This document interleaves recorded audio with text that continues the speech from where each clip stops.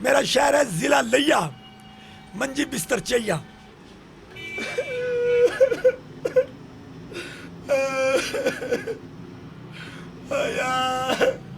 यार यार टिकटॉक बंद हो गई यार। मेरी सारी वीडियो जेडे बच्चे देखते ही मैंने खुद दसते मामा तू टिकटॉक ते आया।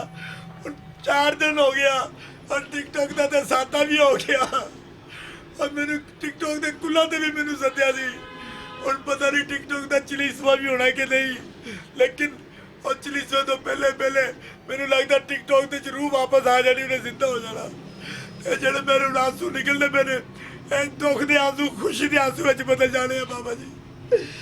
मेरी टिकटॉक मेरी टिकटॉक आए टिकटॉक टिकटॉक खोल दो सालमो टिकटॉक। टिकटॉक क्यों बंद कर दी? टिकटॉक इन्ना वजह तो बंद हुई है कि लोग बेहुदा ते बेफजूल वीडियो बना के शेयर करते सन।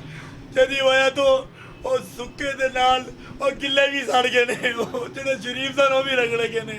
और टिकटॉक के गरीबों की इंजॉय सी, बहुत प्यारी चीज़ थी, लेकिन इतने पाबंदी ला के बहुत लोगों की दिल आजारी हुई है।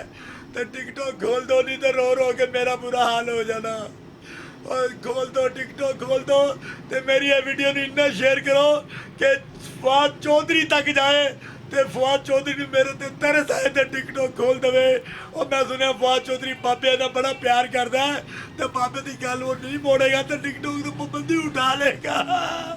और उठा लेगा पाबंदी फवाद चौधरी साहब।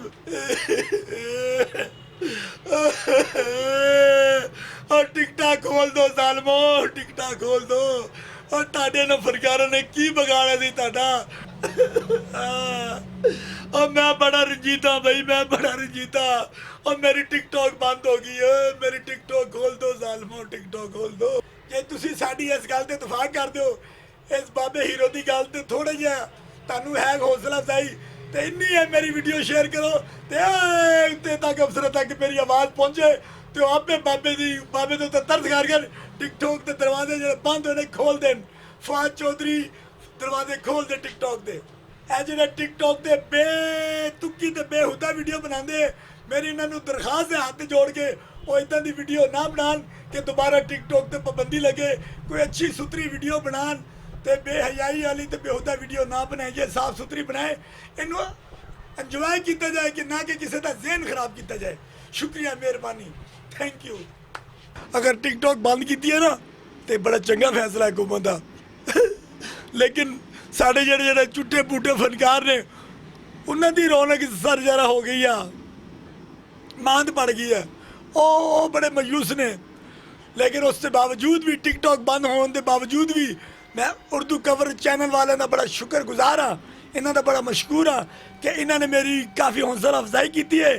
तो मेरी जनाब अच्छी वीडियो बना के अच्छा इंटरव्यू करके वायरल किया है, जिसकी वजह तो बहुत लोग मैंने फ़ोन करके मुबारकबाद भी दे रहे हैं तो खुश भी हो रहे हैं, क्योंकि मेरे पाकिस्तान का नाम रोशन हो रहा है तो मेरे शहर का नाम रोशन हो रहा है। मेरा शहर है ज़िला लिया, मंजी बिस्तर चाहिए।